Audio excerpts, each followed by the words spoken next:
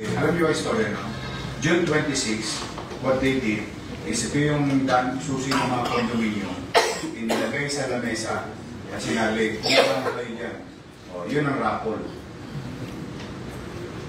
That's what they did.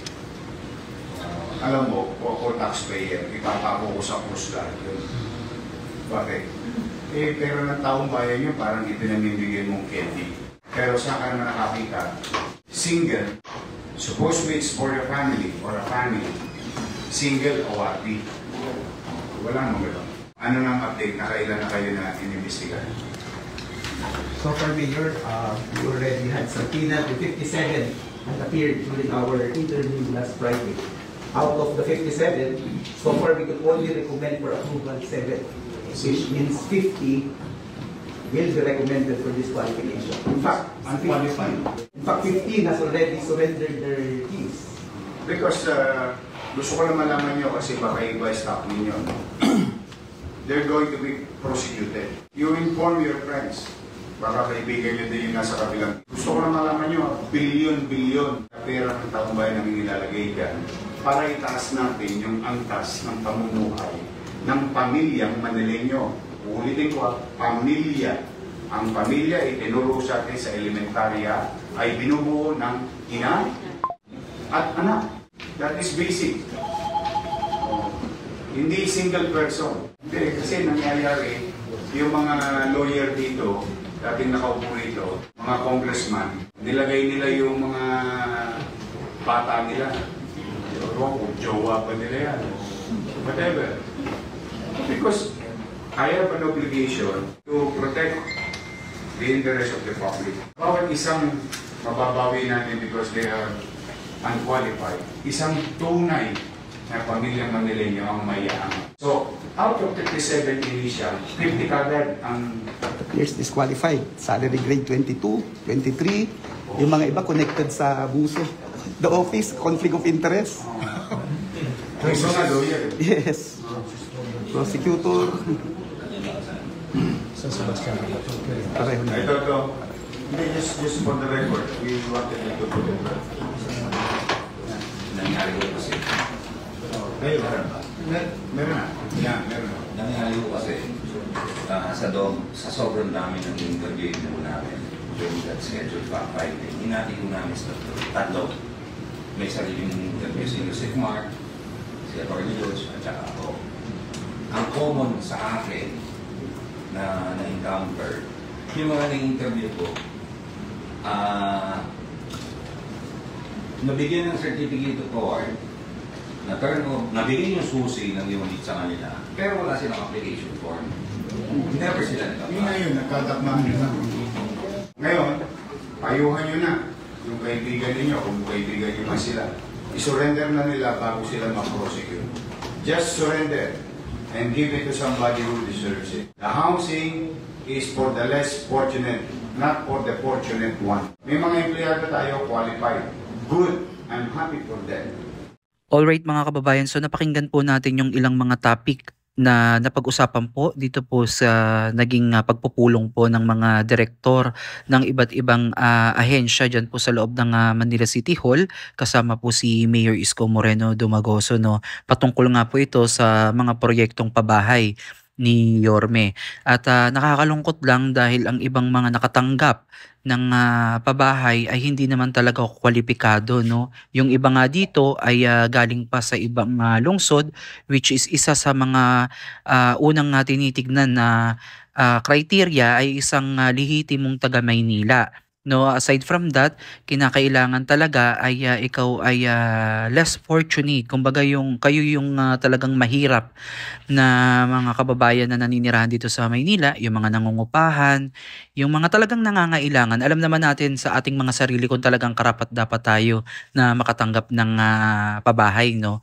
At isa sa naging problema dito mga kababayan during last administration ay nabigyan yung mga hindi karapat dapat. Yung iba nga may kakayanan naman sa buhay para makabili ng bahay or makaupa, pero sa kanila nabagsak yung ilang mga susi ng pabahay. Kaya naman sa muling pagbabalik ni Mayor Isko ay pilit niya pong binabawi itong mga hindi kwalipikadong mga nakatanggap ng mga pabahay.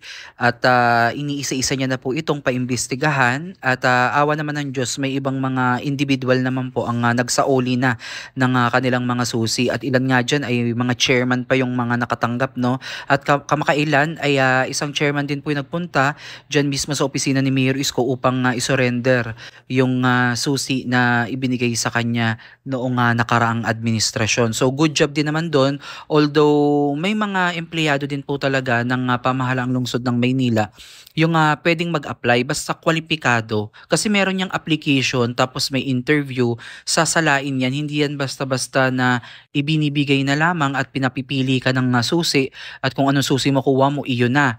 So hindi ganon kasi ganito yung pagkakadescribe ni Mayor Isko na parang inilalatag lang yung mga susi sa lamesa at bahala na kayong kumuha dyan. So hindi ganon yung tamang raffle, no?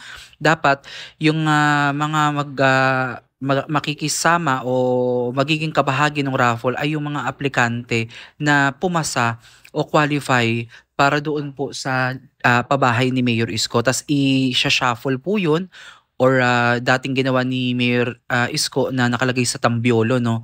So lahat po yun ay may chance na manalo kasi hindi naman talaga kakayanin ng lungsod ng Maynila, mga kababayan, na bigyan bawat isa ng pabahay. Kaya ginawang raffle na pabahay kasi kung sino yung mga qualify, sama-sama sila doon at kung sino yung mabubunot, yun yung makakatanggap ng unit o kumbaga ng susi para magkaroon ng bagong tahanan. So bibigyan ko kayo mga kababayan ng ilang mga proyektong pabahay ni Mayor Isko, no? So i-mention natin lahat. Ito ay according sa ating na research, no, sa internet at ibabahagi lang natin sa inyo, sa ating mga tagapakinig at tagapanood para magkaroon po tayo ng parang reference kung ano yung pinanggagalingan ng issue na pabahay na ito. So ayon sa nakalap nating impormasyon, isa nga po dito yung Condominium 1 and Condominium 2 sa Tondo Vitas.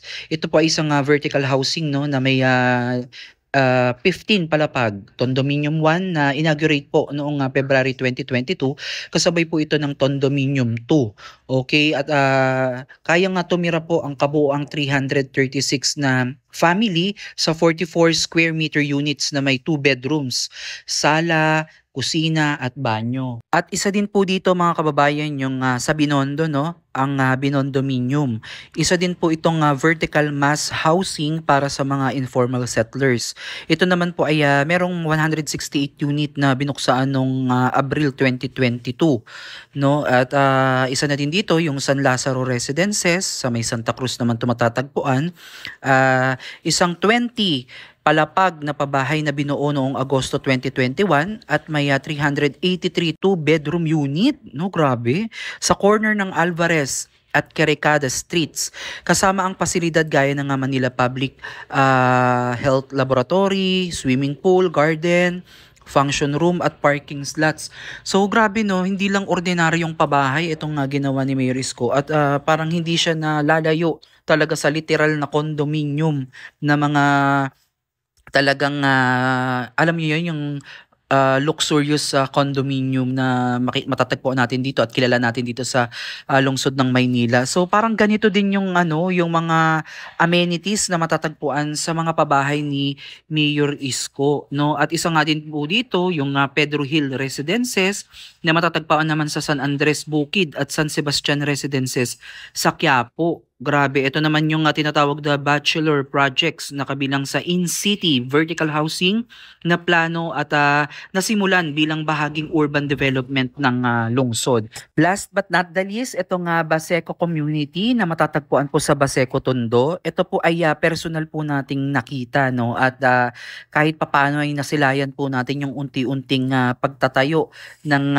mga pabahay dito. Ito po ay tinatawag na horizontal housing development na may 229 two-story townhomes. O grabe, parang walang pinagkaiba yung mga kabahayan sa mga subdivision, no? Diyan sa Cavite, sa Laguna, sa Bulacan. So, two-story townhomes to mga kababayan na may sukat po na 42 square meter bawat unit.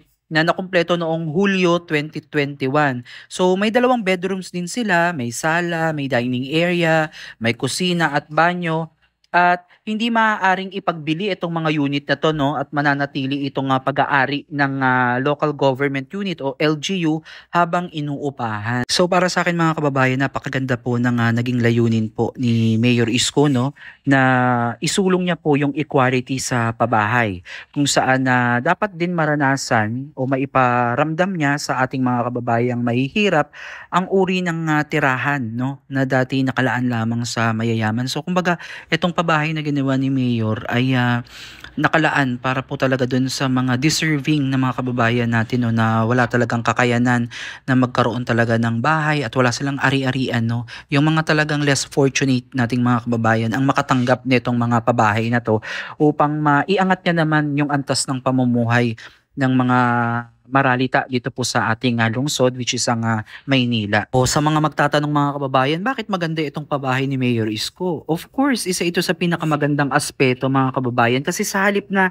ilipat natin yung mga informal settlers sa malalayong lugar na karaniwang ginagawa talaga ng ibang LGU o gobyerno, mananatili na lang po sila sa Maynila, no? Malapit sila sa kanilang trabaho, paaralan at ospital. So yung epekto nito ay nababawasan ang gasto sa pamasahe, mas mataas ang tsansa na patuloy na kabuhayan dahil malapit sila sa kanilang trabaho at hindi na sila ma-distract yung mga buhay nila bilang isang residente. So masasabi natin na legacy po ito ni Mayor Isko bilang isang alkalde po ng Maynila, dahil kung titignan po natin sa long term ay pwedeng maging modelo ito para sa iba pang mga lungsod na nais magpatayo o magpagawa ng mga ganitong same project, no, na talagang mapapakinabangan po ng taong bayan. So hanggang dito na lang muna mga kababayan, at please comment down below kung ano yung mga opinion ninyo at mga suggestion, at kung may mga katanungan ba kayo patungkol dito sa naging pabahay ni Mayor Isko at sa mga issue ng pabahay also, ay i-comment nyo yan at ating talakayin yan sa susunod nating update. Muli maraming salamat at God bless po sa inyong lahat.